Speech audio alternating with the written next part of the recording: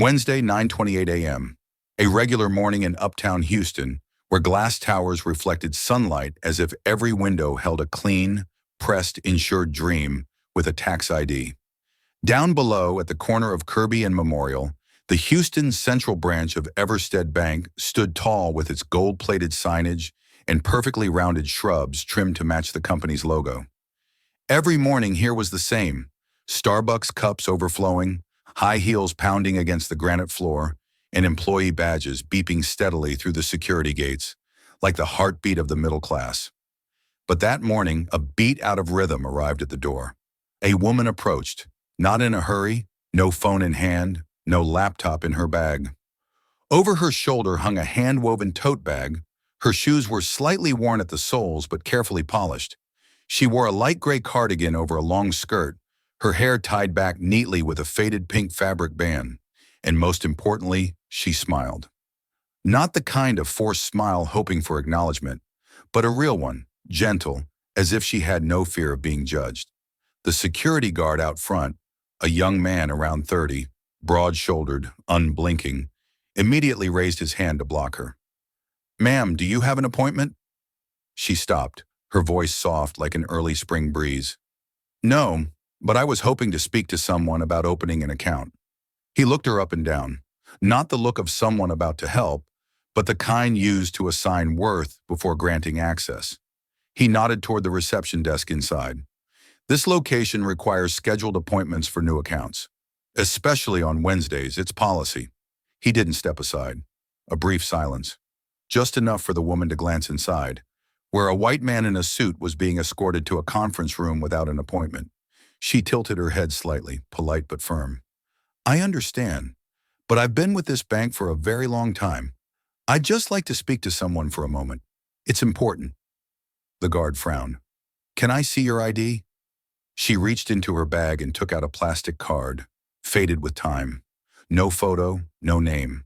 Only a barely visible, laser-etched number. He glanced at it, then smirked.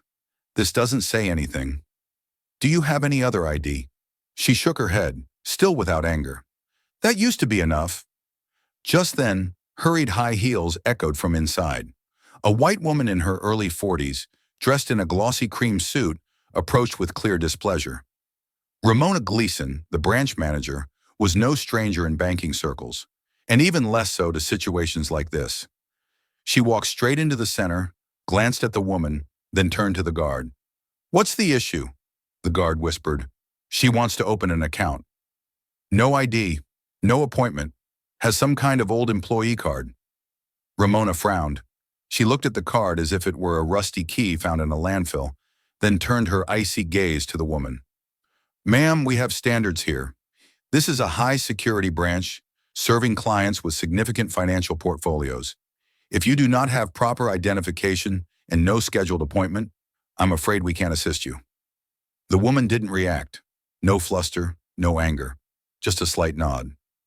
"I understand." Then she turned away, her small shoulders hiding something far greater. But none of the three noticed.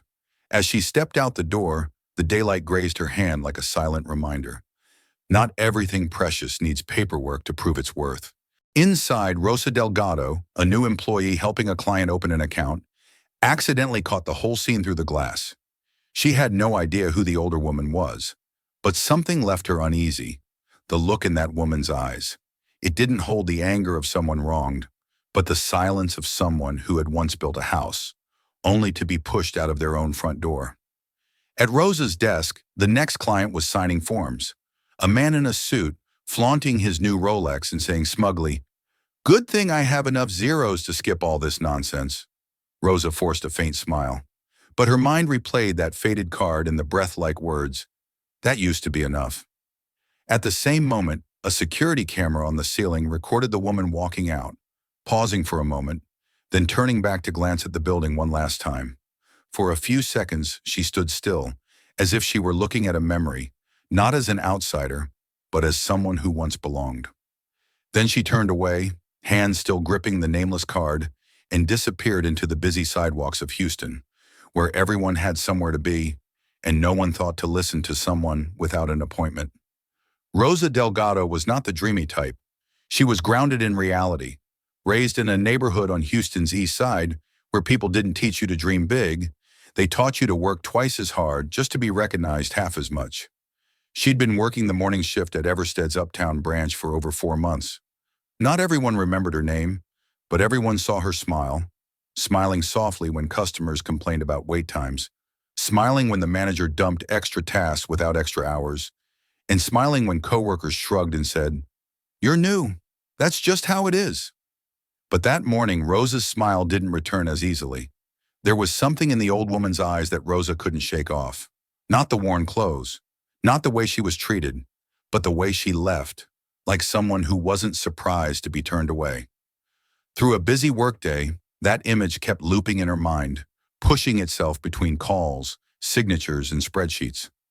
At lunch, she pulled out her phone and typed in the laser-etched code from the faded card the woman had shown, not expecting much, just curious. Nothing came up on public search engines. She tried searching Everstead early employees and scrolled all the way to page 12 of the results. An old article popped up from 2004 covering the grand opening of Everstead Bank's first branch. In the photo was a Latina woman standing at the center, holding scissors to cut the ribbon. Her hair was tied up, her gaze not radiant but clear. Rosa zoomed in on the image. That face. It looked familiar.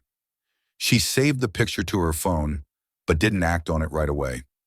She knew too well what it felt like to be the smallest person in a room, and how a single question could flip everything over. She kept working, but with each new customer, that soft-spoken line echoed back. That used to be enough. It wasn't just a phrase, it was something deeper, as if the bank itself once had a different shape, a different ideal, now hidden beneath glass and polish. That afternoon, Ramona Gleason came down to the lobby with her usual chill. She didn't look anyone directly in the eye. Greetings hung awkwardly in the air. One employee tried saying, "Good afternoon, branch manager," but received only a cold glance and the ticking of heels continuing across the floor like a countdown. Rosa held a report needing signature and stepped forward to offer it, but Ramona waved her off. "Leave it there." Rosa nodded but didn't turn away. She gathered her courage and asked, "Ma'am, the woman from this morning, was there a problem with her?" Ramona looked up, her brow tightening. "What do you mean?" Rosa inhaled softly. "I just thought maybe she was a former employee. She had a badge." Ramona raised one eyebrow, her voice sharpening. "That kind of badge hasn't been used in over a decade. It was probably stolen or faked. People pretend all the time. You'll learn." The answer itself wasn't what unsettled Rosa. It was the indifference in the tone. Not a single sign of pause.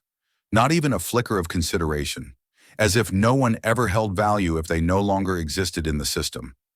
And Rosa, even as a low-level employee, understood something very American. What's not in the system won't be remembered in real life. That evening, Rosa pulled up the old photo and compared it to the etched number from the woman's card. Of course, she hadn't kept the card. But while cleaning the front desk, she'd secretly written down the tiny code in the corner. She entered the number into Everstead's internal system with her limited access. No visible data appeared, but the system responded, "ID inactive, archived." That meant it had existed, but had been archived. And in Everstead's system, the archive could only be modified by the highest executive tier. A chill ran down her spine. She knew she shouldn't keep digging. She knew if she were caught accessing a legacy ID not tied to her job, she could be fired. But something in her refused to stop, not from curiosity, but from a sense that she was standing in the middle of a story left unfinished. The next day, Rosa secretly sifted through old paper personnel records in the basement archive, a place few visited. Under founders and early investors, beneath a layer of dust, she found a printed copy of Everstead's 2003 founding charter. Beneath the signature of the first CEO was another name, Antonia de Leon. Her hand trembled slightly. That name matched the surname written on the account application the woman had filled out the morning before. She flipped to the final page and read, "Founding Contribution, Community Credit Mobilization Project, Houston Sector." It was Everstead's first initiative, providing microloans without credit history to newly legalized immigrants. a humanitarian project, and Antonia had led it. Rosa held the document like it was DNA scraped from a national genome bank, something erased yet undeniable. There was no more doubt. The woman who had been blocked at the door yesterday was the same woman who once laid the first brick for this bank. But now she had no appointment, no ID, no invitation, and no memory attached to her name. Rosa closed the folder and placed it in her personal bag. Inside, she didn't feel an erupting rage, but a silent storm, the kind of anger known to those who realize justice doesn't arrive on its own, and history can be deleted with a single click. She didn't yet know what she would do next, but she knew one thing for certain.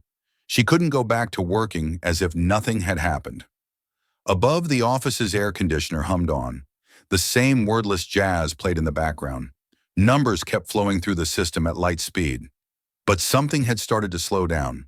The breath of a bank once built on the belief in fair opportunity was now beginning to hear echoes from a past it tried to bury. And the first to sense it was the young woman who paused long enough to look into the eyes of someone without an appointment. 3 blocks away from Everstead Houston Central, nestled among old brownstone buildings and newly constructed glass offices, stood a low red-roof building with no signage. Ivy crept quietly across its wooden frame windows. Passers-by paid it no attention. From the outside, it looked like nothing more than a dim storage unit. But inside, it was a place with no orders, no titles, and no name tags. The main room was no larger than 2 apartments combined. Low ceiling, pale gray walls, a handcrafted wooden bookshelf lined one corner, filled with stacks of old documents, original bank records, and design plans from Everstead's earliest days, back when it was just a small credit project on the city's east side. Next to the bookshelf, a whiteboard stood unwritten, except for a single red ribbon pinned across it, the same ribbon once used to celebrate the grand opening of the first branch. No one dusted it. No one removed it. At the center of the room sat a long wooden table with a faint scorch mark on one edge, a remnant from the day the printer exploded nearly 10 years ago. On the table sat an old silver Lenovo laptop, its paint peeling, keyboard worn thin at the E and A keys. No screensaver, no animated wallpaper. When powered on, it showed only a black screen and a single white box. Legacy access, input manual code.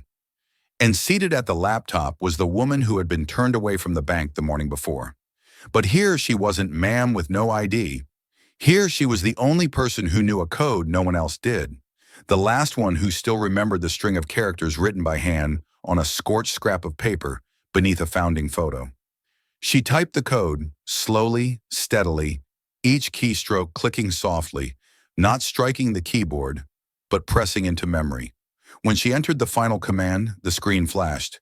Founding access granted. System rebooted for review only. Antonia de Leon sat still. No smile, no satisfaction, just silence, as if she wasn't checking the system, but confirming whether it still breathed. She opened the directory, Archives Internal Messages, year 2004 to 2019.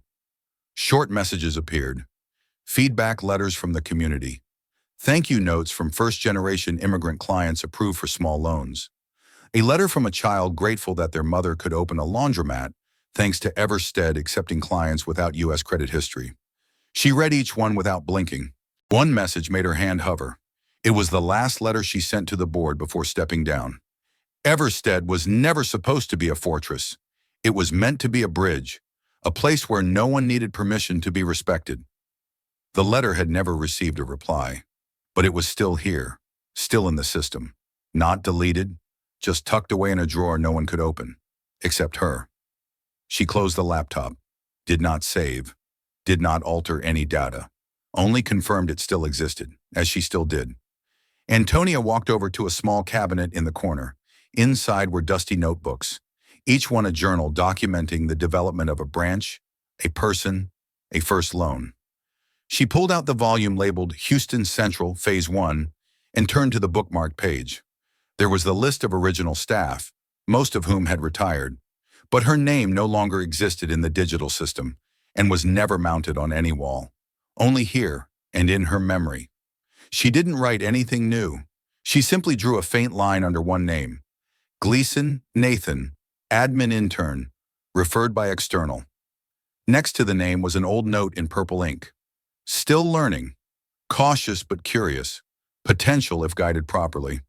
That was her evaluation for Nathan, the man who would later become the current CEO. The man now speaking at press conferences, calling himself the steward of Everstead's founding spirit, yet never once mentioning her. It was fine. She didn't need to be mentioned. She needed to be remembered correctly. The phone on the desk rang, not a modern phone, but an old rotary model, its bell clacking loudly. She picked it up. A soft female voice came through. "Ms. De Leon, someone just called in. They asked about the old legacy credit outreach program."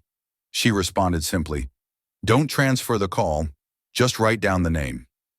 There was a pause, then the voice said, "The caller's name is Rosa Delgado." Antonia nodded, though the woman on the other end couldn't see it. "Understood. Thank you." After hanging up, she returned to the table and pulled out a small tin box from the drawer. Inside were pieces of old cards, employee IDs no longer in use, the first customer cards and her own founding card, with a code now erased from the digital system. She turned over her own card, to the side no one ever looked at, where she had once etched a tiny line of text: "Trust does not need proof, only preservation." Outside the room, the Houston afternoon carried on as usual. Honking cars, pop music from a nearby shop, people calling out lunch orders. No one knew that in an unmarked room, a woman had just reopened a door the entire banking system thought was locked forever. And no one knew that this room, with no name, no plaque, would soon become the origin of a tremor they never saw coming. She had no ID, no appointment, no protest banner. But she had the one thing the system feared most: accurate memory and time. There are truths that don't need to be retold aloud, because they are etched too deeply into the body. Antonia De Leon never wrote a biography, never spoke on stage, and no Wikipedia page ever mentioned her. But every corner of Everstead, every early humanitarian credit policy, every bridge between the bank and the immigrant community bore her fingerprints. Even if they've now been painted over with glossy signage and media-ready smiles. In 2001, she was still a district-level social worker, operating out of a small community center near the Southern Rail Line in Houston. Back then, the idea of a bank friendly to new immigrants was still fantasy. Most financial institutions required at least 3 years of credit history, documented stable income, and of course, permanent residency. For the community she served, newly legalized immigrants just beginning to speak English and saving pennies, those requirements were like a tower with no door. Antonia understood it well, not from reading, but because she had once stood beside her mother at a bank counter 30 years earlier and been denied simply because they did not meet the policy criteria. She remembered that day. Her mother had nodded politely, shown no reaction, then quietly took her to buy groceries with cash. But in her hand, she still clutched the bank flyer, crumpled not in anger, but as if to remind herself never to trust an easy dream. So when the opportunity came, Antonia didn't let it pass. Nathan Gleason, a young market analyst who had just quit a major investment bank, met her at a community workshop. He pitched the idea of starting a new kind of bank, more flexible and innovative, to experiment with equitable lending. Most people laughed, including the director of the local foundation in attendance. But Antonia didn't. She handed Nathan a list of 37 immigrants she had personally helped settle, each of them needing a small loan to open a mechanic shop, a barber shop, or a corner store. Nathan hadn't expected her to have that data, and he certainly hadn't expected her to say bluntly, "I have the network. I have the community's trust. You have capital and a license. If you really want to do this, then both our names go on the founding charter." He agreed without hesitation. He needed social legitimacy, and she needed a platform that wouldn't betray people like her mother had once been betrayed. In August 2003, Everstead received its operational license in Houston. The first location was just a rented room in the old community center, no signage, no uniforms, just 3 staff members, a shared computer, and a row of white plastic chairs for clients. But those were the days she remembered most. Every approved application was met with cheers. Every loan disbursement was celebrated with homemade pastries. And every client signing their first contract was invited by Antonia to sit for tea, not to discuss repayment ability, but to answer one question: what will your shop be called? She believed that asking for the name of the business helped people believe in their future. But everything grew faster than she had predicted. By 2006, Everstead opened its fourth branch. In 2008, they signed with a major investment fund from New York. That's when the pressure to scale began creeping in. Nathan started appearing more often in financial magazines. Board meetings stopped discussing service quality and turned to ROI and expansion models. She didn't protest.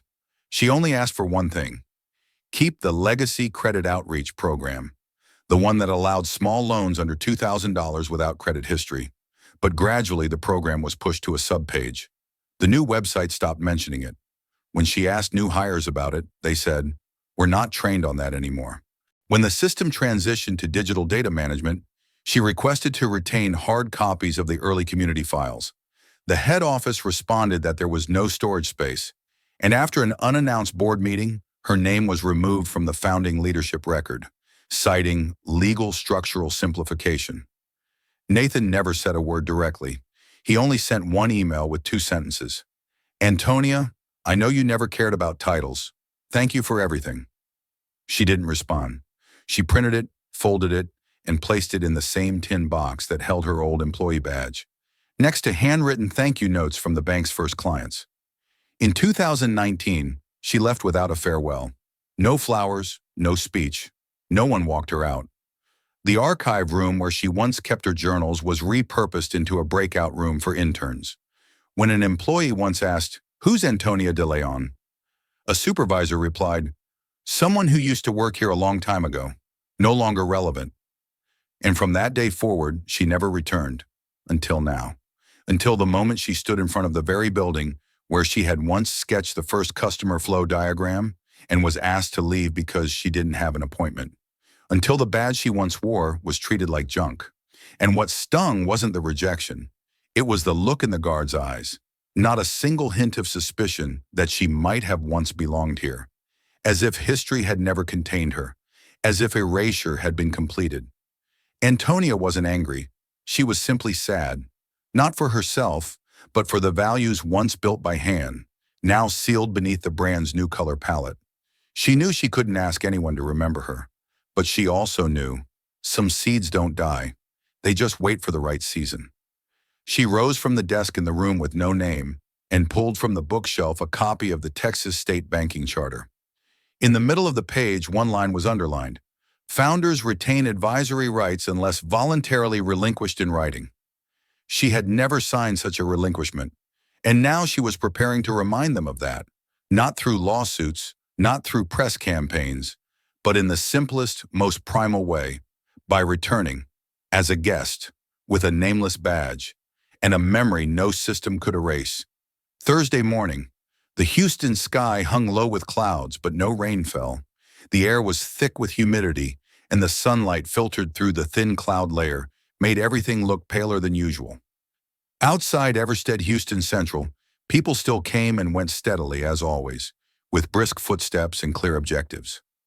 But inside, something was beginning to shift, not with noise, but with glances. Rosa Delgado arrived earlier than usual. She wore no makeup, didn't curl her hair.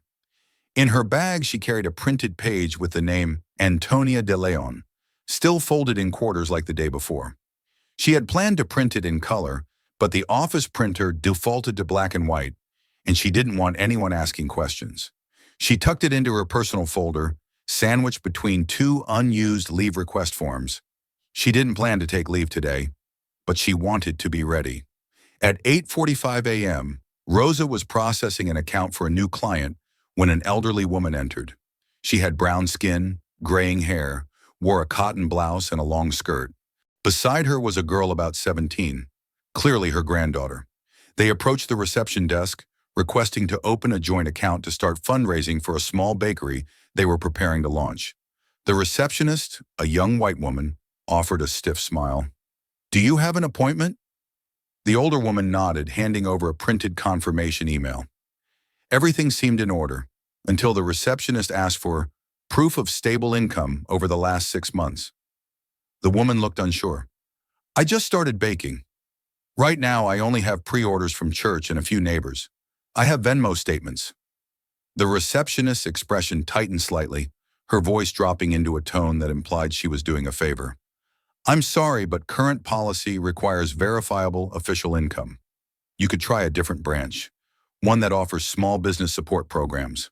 The granddaughter spoke softly. But I did my research. Everstead is the only bank that says it welcomes small and immigrant clients. I checked Google thoroughly. The receptionist didn't respond, simply slid the paper gently back toward them. I truly am sorry. Rosa saw the entire exchange. She wasn't authorized to intervene. This wasn't her counter. But once the two stepped outside, Rosa asked to use the restroom, rushed out, and caught up to them on the sidewalk. Wait, I work here. I can't change the policy, but I think you might have another chance through the Community Access Program. The woman gave a sad smile. It's okay, dear. I've been turned away worse than this. But this one, she looked at her granddaughter, doesn't understand why doing everything right still isn't enough. Rosa didn't know how to respond. She looked at the girl, her eyes already red, as if this was her first lesson in the fact that trying isn't always enough. Rosa pulled a small slip of paper from her pocket and wrote, My name is Rosa Delgado. If there's anything I can do to help, call me. Then she turned back toward the branch, her stomach tight with frustration, but her hands still typing Excel rows like any other day. Inside, Ramona Gleason was conducting a short internal training in meeting room 3. She stood in the center, dressed in a navy suit, voice steady. Every client deserves to be heard, but not everyone qualifies to be a client of Everstead. A sentence so standardized it could be printed on a bulletin board or used in the internal newsletter. She didn't elaborate, just scanned each employee's face as if assessing their compliance through eye contact. After the meeting, a senior employee named Bobby pulled Rosa aside. Hey kid, I saw you looked a little shaken this morning. I'm not saying this to scare you, just to share. This place used to be different. They let my grandmother open an account with just a letter from our church. Rosa looked at him, asked softly, Do you remember some kind of program? Something outreach? Bobby nodded. Legacy Credit Outreach. But I think it got shut down. I heard it was created by one of the founders. Rosa bit her lip. The founder? What was her name? Bobby thought for a moment. I remember there was a Latina woman who co-founded it with Nathan Gleason, but I'm not sure of the name. Maybe Antonia something? That name echoed in Rosa's mind like a brass bell. She nodded in thanks and returned to her desk. In her heart, she no longer had doubts. Only one thing left. Proof. That afternoon, the internal email system sent out a memo announcing a tightening of requirements for small business accounts at the Houston Central Branch. The reason? To enhance the quality of the client portfolio. A cold line, likely written by someone who had never held a Venmo receipt for a batch of cupcakes. Rosa read the notice, then looked over at the guest chairs. Empty, but not completely. A figure sat there. Not real, but burned into memory. Silver hair, calm eyes, and the sentence, "That used to be enough." In that moment, Rosa understood something more clearly than ever. If someone who had once built this place was no longer welcome, then no one was safe from erasure. And if she did nothing, it would eventually be people like her, the ones who didn't quite fit, who would be pushed out next, no matter how hard they'd worked to come in through the front door. A system with no space for its builder would sooner or later have no space for those who believed in it. The first drops began to fall, not loud, not violent, but enough to signal that a storm was coming. And when it came, not everyone would have shelter built from office leases. Monday, 10 a.m. The main hall of Everstead's headquarters at Galleria Tower, a sleek glass building at the heart of Houston's financial district, gleamed under LED lighting and the soft filtering of classical music through the sound system. Mid-level employees from various branches were invited to attend, seated in rows, all dressed in dark blue suits, the official Everstead color since 2021. Above the stage, a massive LED screen displayed bold white text, 20 years of growth, honoring our legacy, celebrating our future. In the front row sat invited guests, investors, local media representatives, brand consultants. On each seat rested a silver-embossed folder containing the ceremony agenda, a photo brochure of key milestones, and a summary booklet titled Everstead, the First 20. Everything was carefully prepared, meticulously polished, beautiful down to the smallest detail. There was only one thing missing: the name Antonia de Leon. The event began with a 3-minute montage video, from footage of the first branch to Everstead's 200th location in Denver. The soundtrack was grand and solemn. The central figure of the video was Nathan Gleason, the current CEO, shown as a young man, as a seasoned leader, as a keynote speaker on large stages. Each segment was captioned, "Under Nathan's Vision." No one spoke. No one questioned it. Because when a story is told enough times by the same voice, people eventually accept it as the only truth. Rosa Delgado sat in the back row, quietly flipping through the pages of the booklet. Under the section, Our Founding Team, there was only one line: founded by Nathan Gleason and a small community-focused team. No names, no photos, no annotations. The next page showed a ribbon-cutting photo of the first branch. The original photo had been cropped. The center, where Antonia once stood, had been replaced with a light filter effect. Nathan Gleason stepped onto the stage to steady applause. He wore a light gray suit, no tie, with the friendly demeanor of a modern executive. He smiled, waved, and began with a familiar line. "We've come a long way, from a bold idea in a small room to over 200 branches across the United States." A line that sounded humble, but implied full ownership. He spoke about rounds of venture funding, technological innovation, and milestones measured by growth charts. Each moment presented with slick slides, yet no one else's name was ever mentioned. Toward the end of his speech, his tone softened. "Everstead isn't just a bank. We are a bridge, a lighthouse for those seeking guidance in the financial world." Rosa clenched her fists, because it was Antonia who had written that exact sentence in the original 2003 charter. But now it had been recycled as a tagline by the marketing team. After the speech, the organizers presented plaques to several longtime employees. Bobby, the one who had spoken with Rosa, stepped up to receive his, bowed his head, but his eyes quickly scanned the crowd as if searching for something that had been lost. Another guest, a woman who had been the first customer of the Houston branch in 2004, was invited to speak.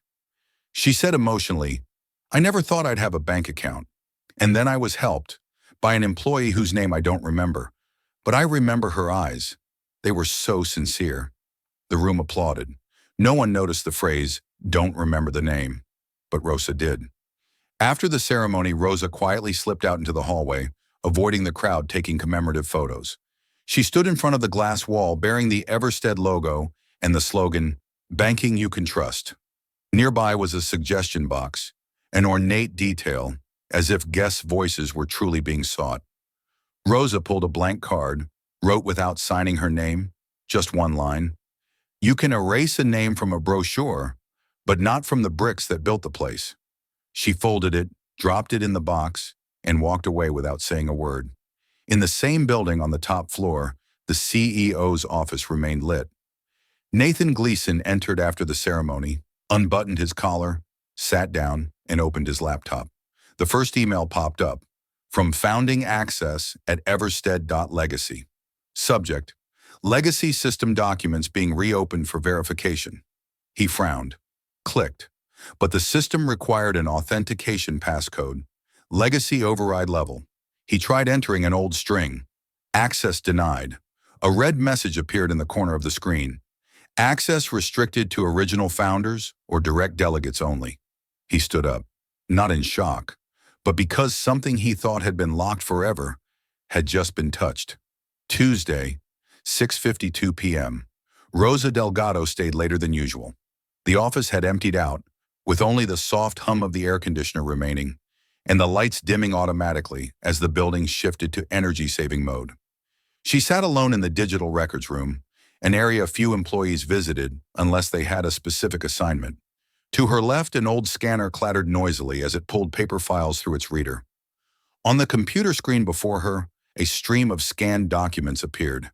Images from Eversted's internal archive from 2003 to 2008, transferred into a legacy drive under the old filing system. They had never been uploaded to the central system, nor were they allowed to be edited. Rosa didn't have authorized access. But after yesterday's ceremony, Bobby, the only person who still remembered the name Antonia, had left her a USB. He didn't say anything, just placed it on her desk during lunch break with a handwritten note. I saved a few things. Thought maybe someday we'd need to remember what's real. She didn't ask why. She just felt like someone had handed her a key, and she needed to know what the door would reveal. She navigated to a folder labeled Founders Press Materials. Inside were several old images, never used in recent brochures. One file named Launch Event Houston 2003 Raw.jpg caught her eye. She clicked. It took 3 seconds to load, an unedited, unfiltered group photo in front of the first Eversted branch. Rosa held her breath. Standing at the center was a woman with dark hair, bright eyes holding scissors, none other than Antonia de Leon. Beside her was a younger Nathan Gleason, hair longer, not yet styled like a CEO. Behind them were 2 early community staff members in rudimentary uniforms. The brick wall was still raw, the glass doors undecorated, but the image radiated something every current document lacked: authenticity. She zoomed in. Antonia was smiling, not the smile of someone giving a press interview, but the smile of someone who had carried a dream to its very first form. Rosa saved the photo and printed a hard copy using the technical office printer. When the sheet slid from the tray, she picked it up with both hands, as if holding a living piece of memory. She quietly folded the print, slipped it into a brown folder, and tucked it into her bag. But before shutting the computer down, she did one more thing. She took a screenshot of the image and emailed it to her personal address with the subject line, "An image that cannot be erased." By the time she stepped out of the records room, it was already dark. The departments had shut down for the night. Before leaving the building, she passed by the customer service counter. On the wall beneath a warm yellow light was the Leaders Through the Years photo series. The first image was of Nathan Gleason with the caption, 2003, the first bricklayer. Rosa stared closely. A tiny gap between Nathan and the logo behind him was now concealed by light glare. But she knew that gap once belonged to Antonia. And now she couldn't unsee it. The next day, Rosa printed the photo and slipped it into an unnamed folder, bringing it to the Houston Central branch. She placed it in her private drawer, locked it, and told no one. But her eyes were different. When she passed Ramona, she didn't lower her gaze. When a customer said, "They told me I don't qualify because I don't have a pay stub," she didn't just sympathize. She started wondering, how could she remind everyone that this place used to be different? That afternoon, a new internal notice appeared on the system. All staff must transfer archive files to the cloud. New storage infrastructure will replace local drives. All offline data will be disabled by the end of the week. Rosa read the announcement, then turned on her computer and quietly backed up the photo. This time not just to the USB, but to her personal drive as well, renaming the file, "The First Bridge, Undeniable JPG." That night, lying in bed, she opened the image on her phone screen. Her fingers lightly touched Antonia's face in the picture. It felt like touching a piece of truth long buried under dust. She closed her eyes, and for the first time, she didn't just want to know what had happened. She wanted to do something about what would happen next. Thursday, 7 a.m. While the city of Houston was still half asleep beneath a veil of morning mist, a secondary server buried deep within the technical level of Eversted's headquarters suddenly triggered an irregular alert.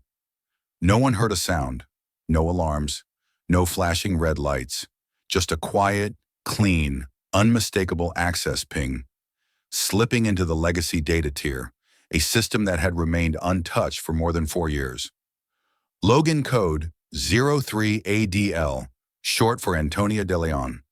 One of the last surviving founder credentials, marked inactive since November 16, 2019, during a senior leadership restructuring. Down in the B2 monitoring room, a morning shift technician named Trevor noticed the amber message blinking across his auxiliary console. Legacy override access request detected. Tier 1 confirmation needed.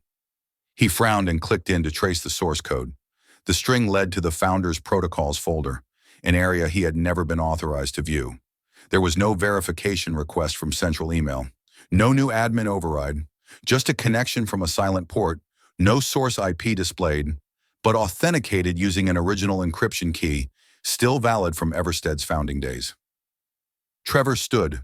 For the first time in his rotation, he didn't know what to do. And for the first time, he submitted an emergency escalation report titled Founder Credential Reactivation, Possible Security Breach or Legacy Override. Within 30 minutes, the report landed in the inbox of Nathan Gleason's executive assistant. She knocked on his office door, leaned in and whispered, "Sir, we've got a ping. It's coming from a legacy credential, ADL." Nathan was preparing to speak at a virtual investor summit. He slowly looked up, papers still in hand, his eyes darkening. "A DL?" She nodded. "It's Antonia de Leon's legacy ID." Nathan stood still, gazing out the panoramic window on the 31st floor. Traffic below had begun to thicken. He drew a long breath and set his papers down. "Is it verified?" The assistant replied, "System says it passed Tier 1 authentication. No spoof. It's genuine." Nathan closed his eyes for exactly 2 seconds. Not panicking, not confused, but silent, like a man hearing an old name he'd worked hard to forget. At that same moment, in a modest house on Houston's West Edge, a familiar room with no signage, where a dust-covered whiteboard hung on the wall, Antonia de Leon typed the final line of code into her old laptop. The interface lit up. Founding access, legacy system activated. Faint words, no colors, no sounds. But to her, it rang like a bell shaking the earth. She didn't rush to type. She just stared for a long time, confirming that this wasn't faulty memory or a trick of nostalgia. The system had recognized her, through the exact legacy ID she once wrote in a letter to the technical team. Legacy IDs are not decorative. They are the last resort when memory is erased. That letter received no reply in 2019, but today the system remembered.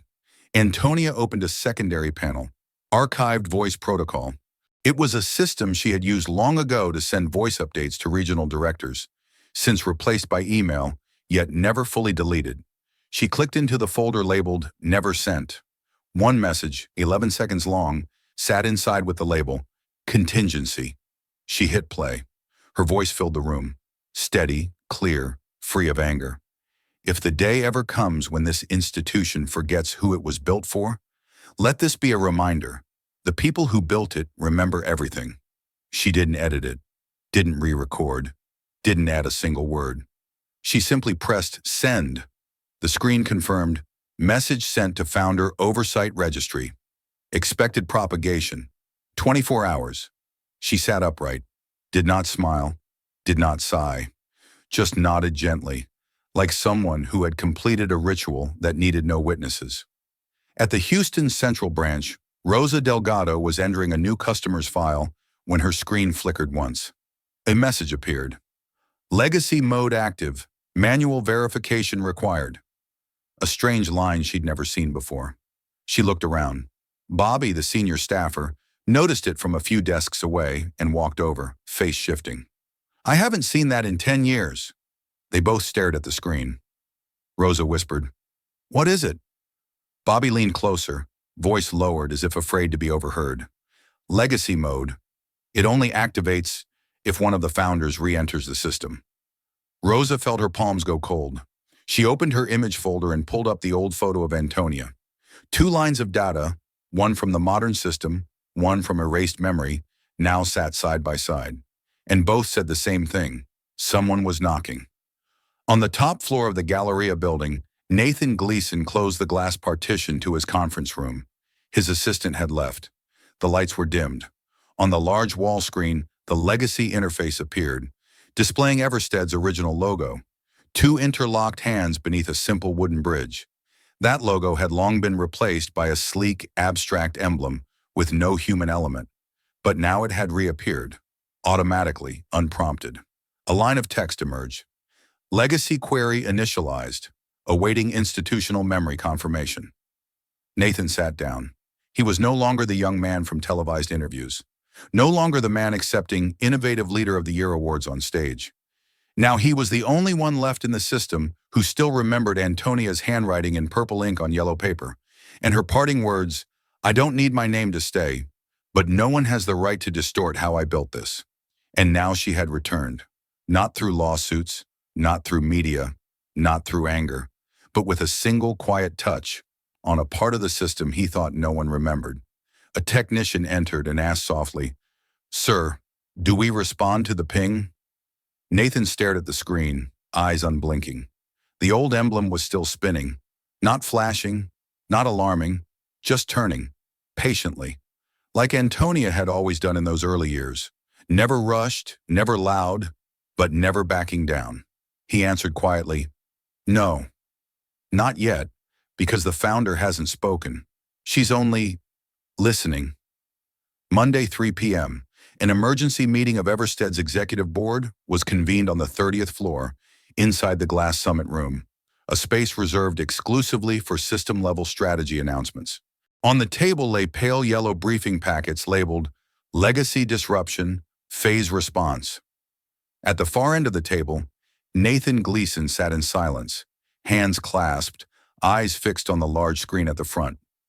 No opening speech, no welcome, no coffee, no polite smiles. No one said it aloud, but everyone knew. Something had just breached the boundaries of traditional management.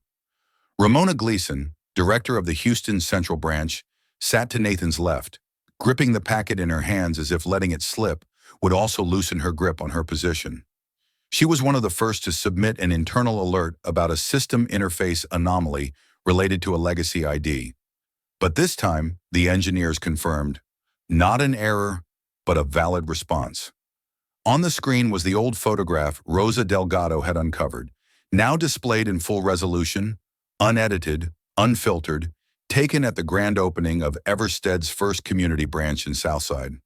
At the center stood a young Nathan Gleason, ribbon in hand, beside a woman with dark hair, calm smile, and eyes fixed ahead. No one in the room said a word, but her presence, once cropped from brochures, erased from commemorative videos, scrubbed from company history, now stood in high resolution, complete with timestamp, original metadata, and authentication by the 2003 archival server. Nathan rose. He didn't need a microphone. His voice carried cleanly across the room. "This is Mrs. Antonia de Leon, co-founder, the architect of Everstead's original community credit system, and the individual currently re-entering the system using a founder credential that was never revoked." A board member asked, "So, is that access legal?" The head of legal nodded without hesitation. "Under the founding charter, and in the absence of any signed withdrawal of co-founder rights, the system is required to restore access upon credential verification. We have no authority to block it." Ramona stood up abruptly. "Hold on. This is an unprecedented intrusion. If we allow this to continue, then anyone ever listed in old data—" Nathan cut in, for the first time not addressing her as a subordinate, but as a malfunctioning variable that needed to be severed. "Ramona, this isn't anyone. This is the foundation, the person who wrote the founding documents, the one who took this off the paper and put it into the real world, the one who was removed from the system without a single formal goodbye. And now she's returned, not to reclaim a title, but to remind us who this place was built for." The air turned heavy. No one moved. Every eye remained on the screen, where Antonia said nothing, issued no threat, launched no public statement. She had only sent one old voice line: "If the day ever comes when this institution forgets who it was built for, let this be a reminder. The people who built it remember everything." Nathan stepped aside and signaled to open the document viewer. A series of internal records appeared, all from 2003 to 2007, each bearing Antonia's signature beneath initiatives such as Legacy Credit Outreach, Civic Credit Union Proposal, and Zero Barrier Verification Model. Below each file was a notation: discontinued 2019. Reason: no remaining founding management. One investment board member sighed. "We shut the programs down because no one was left to maintain them, but we never deleted the data." Nathan nodded. "We had no right to delete it. We only hid it beneath something shinier. Ramona's voice softened for the first time, her posture wavering. So, if she wants to come back, what does that mean? Nathan looked directly at her. It means we no longer control the narrative the old way. And if we don't start listening, she'll make others start hearing. At the Houston Central branch, Rosa Delgado was inside the records room when she received a rare internal call. The voice on the speaker was low, calm. Rosa, I believe you've seen the photo, and you've felt what they forgot.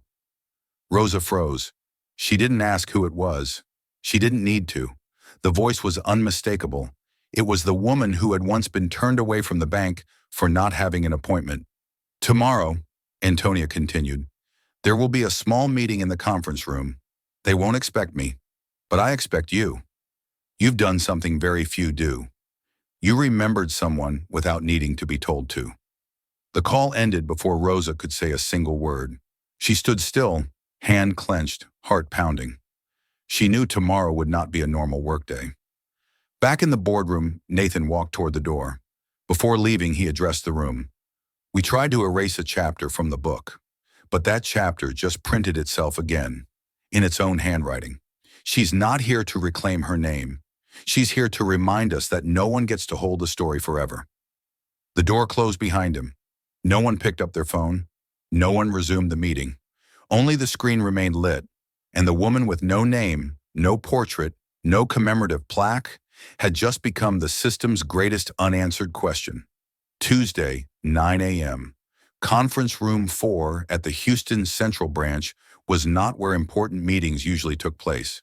No large screens, no sound system. Just a standard meeting room with a round wooden table, 6 chairs, and a whiteboard at the far end. But that morning, no one stepped inside with the usual mindset.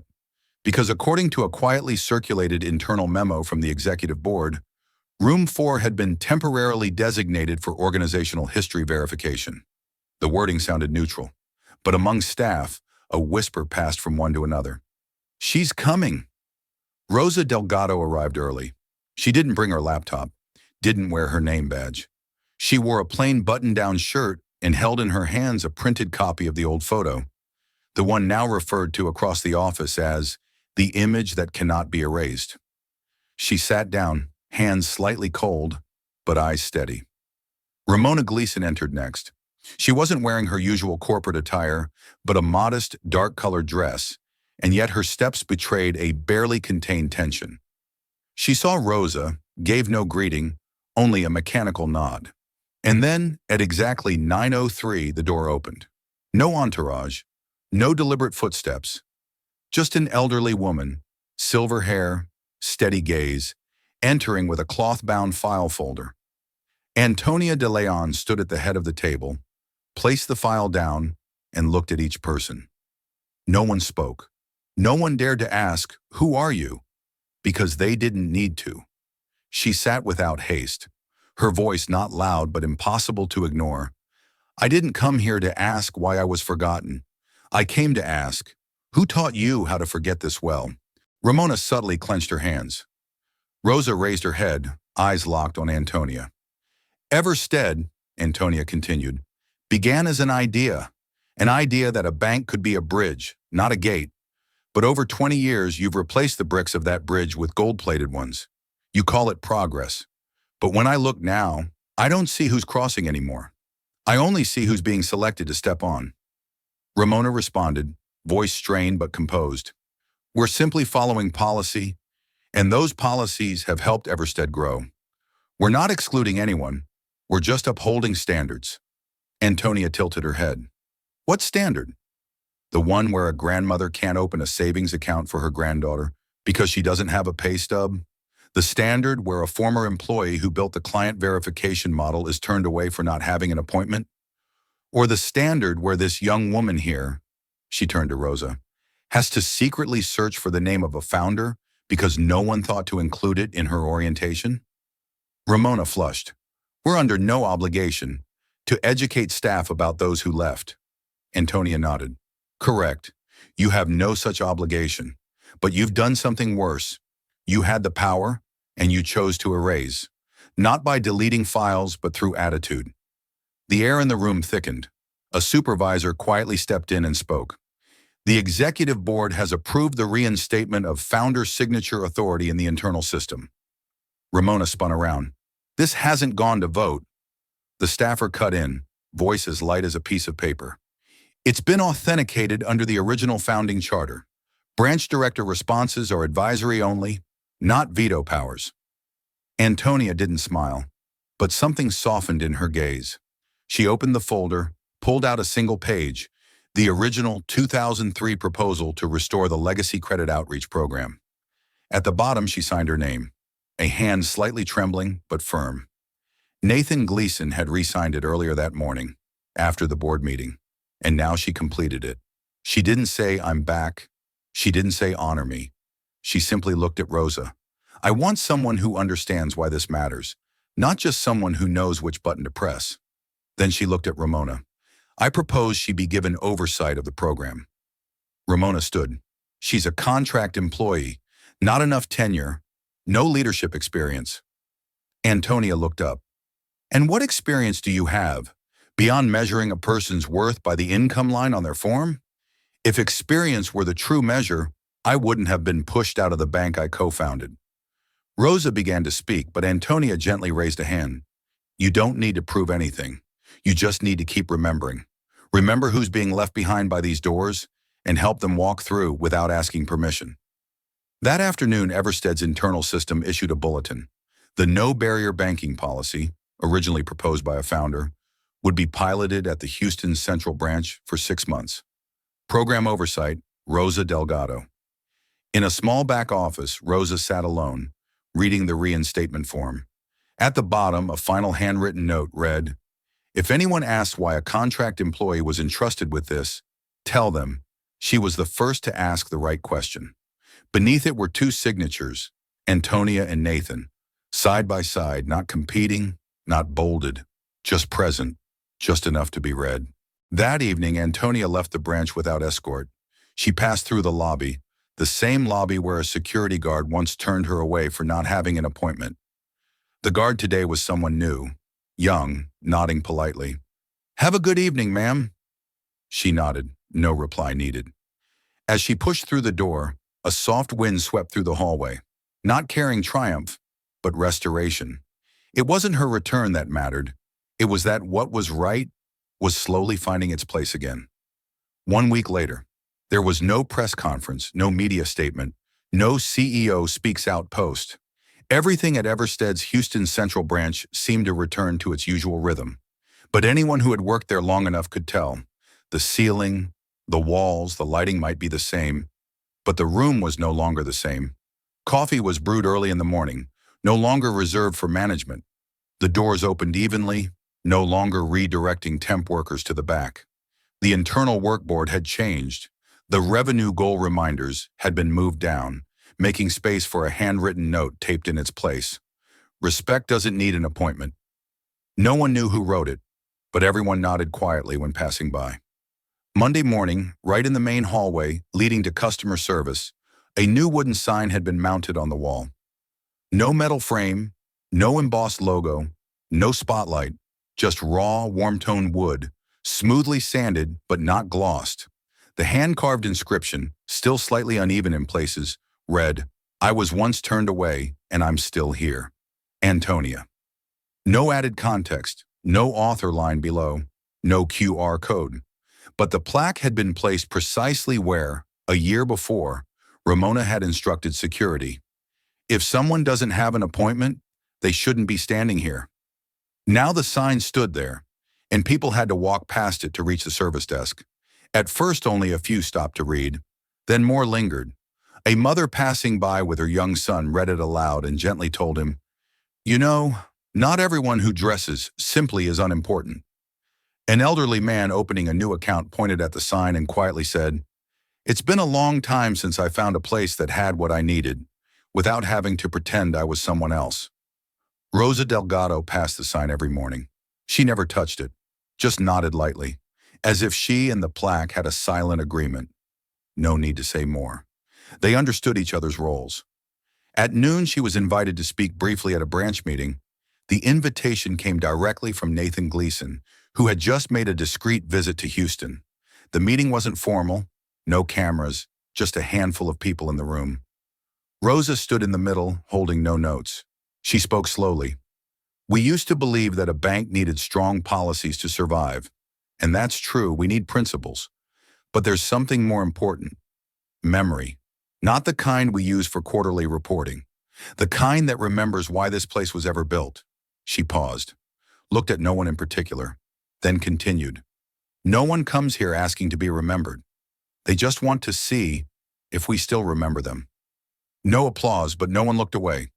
That sentence after the meeting was written on the whiteboard. It stayed there all day, unwiped. Ramona Gleason, no longer the branch director, now held the role of Process Adjustment Advisor, a title created to preserve dignity during restructuring. She sat at the back table now, quieter each day. No one hated her, but no one listened to her as they once did. One afternoon she asked Rosa, "Do you think they'll ever forgive me?" Rosa replied simply, "I don't think they need you to apologize. They just need you not to repeat it." Antonia de Leon didn't visit the branch regularly. She held no title. She never requested an office. But every Friday at exactly 2 p.m., she quietly appeared in the orientation training room, the new hire onboarding session. She didn't lecture. She sat in the back, sometimes taking notes, sometimes nodding, sometimes gently correcting a phrase. Don't call them potential clients. Call them people walking through a door. The first trainer was surprised, but afterward they started asking, "Could you stay for the next session?" And she nodded. The following month, Rosa proposed a small change in customer intake protocol. The greeting was modified from "Welcome. Please provide valid documents," to "Welcome. We're glad you came." Not a sweeping reform, but a new language. And the system approved. No objections, no drawn-out debates. They let Rosa change something no one thought needed changing. And in the end, everyone admitted, the atmosphere felt better. The wooden sign with no logo slowly became a photo spot where new customers stood after opening accounts. Some touched the words before leaving. Others simply looked and smiled. One employee suggested, "We should hang a branded logo next to it." Rosa said, "No need. This is a sign that doesn't need to prove who owns it." And the suggestion was dropped. By the end of the month, Houston Central topped the system-wide customer satisfaction index for the first time. But no one talked about rankings. They just knew that now, when someone walked through the door, eyes no longer skimmed over jackets, shoes, or accents. They paused just long enough to see that person was real. March. The air was cool, but not with the biting cold that used to mark the days before reform. The glass facade of Everstead's headquarters no longer reflected a dull ash gray in the morning, but glowed with the warm gold of early spring sunlight, as if the building itself had begun to breathe slower after a decade-long constriction. There was no ribbon cutting, no banners, no three-page speeches, but everyone knew today was different because something new had appeared in the building, a small wooden plaque mounted beside the internal training room on the third floor. No spotlight, no live stream camera, just a single inscription, "The room with no logo, where we teach what can't be taught." Below it, in smaller hand-carved text, "For those who were forgotten but never stopped remembering." No one knew who put the plaque there. No internal email, no official announcement, but everyone slowed down when they passed it, even if only for a second. Inside the room, the walls were still covered in post-it notes, not technical reminders, but handwritten reflections from employees. The first time I felt truly heard in a financial institution. Customer number 18 cried yesterday because we used her name instead of her case number. I never thought a survey could change someone until they asked me, "What would you like us to know about your mother?" In the corner sat a long wooden table where Rosa now held new hire sessions every Monday. No slides, no formal program. She would tell the story of one winter morning when a woman was turned away at the front door of a bank, and how a system that thought it was flawless had forgotten the most basic thing, to see people as people. Antonia no longer came regularly. She still lived in her small house on the west side of the city. She grew vegetables, cared for her cat, read books, just like before. But every month she sent a postcard to the office. No signature, no return address, just one handwritten line. How many people walked through your doors this month without needing to wear armor? No one was required to answer, but in internal meetings, people started asking one another, how do we make sure no one needs armor to walk past us? At a private board summit 3 months later, Nathan Gleason stood before a whiteboard. No slides. He said, we used to manage trust like an asset, but some things don't belong on quarterly reports. And now we know, if we don't allow ourselves to be called out for our mistakes, we'll never learn how to truly show up. There was no applause, but no one checked their phone. The meeting concluded with a resolution. Every year, Everstead would select one branch to return to its original essence. Not through logos, but through a program called the Bridgekeeper Model. No revenue targets, no KPIs, measured only by one question: who once couldn't walk in and now has been invited back?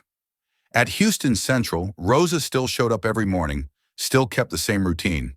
But everything had changed. When an elderly Vietnamese woman walked in, she was offered a seat. No appointment required. When a young Palestinian man without a driver's license, only a residency letter, opened an account, he cried. Not for the account, but because for the first time, he wasn't asked to over-explain who he was. And when a little boy followed his mother and pointed at the wooden sign outside the training room, asking, "Who wrote this, Mommy?" The mother smiled and replied, "Someone who didn't need a name, because everyone who reads it sees themselves in it." 1 year later, the board changed the internal feedback email address from feedback@everstead.com to memory@everstead.org. No one was required to use it, but strangely, hundreds of messages arrived daily. No attachments, no survey links, just stories. One person wrote, "I used to be invisible in this system. Now I'm the one signing loan papers for a grandmother who doesn't know how to type." Another said, "I had forgotten why I chose to work in banking. Now I remember." On the third floor, the wooden plaque remained. It was never polished, never taken down during restructuring, never replaced by an LED screen. And one morning, someone, no one knows if it was a guest or an employee, added a handwritten line beneath it. You don't need a signature to leave a legacy. You just have to stay when others forget you were ever there. You've just heard a story without superheroes, without magic. Just an older woman once turned away at the front door of the very place she helped build, and a junior employee, without title, without power, who dared to remember what an entire system had chosen to forget.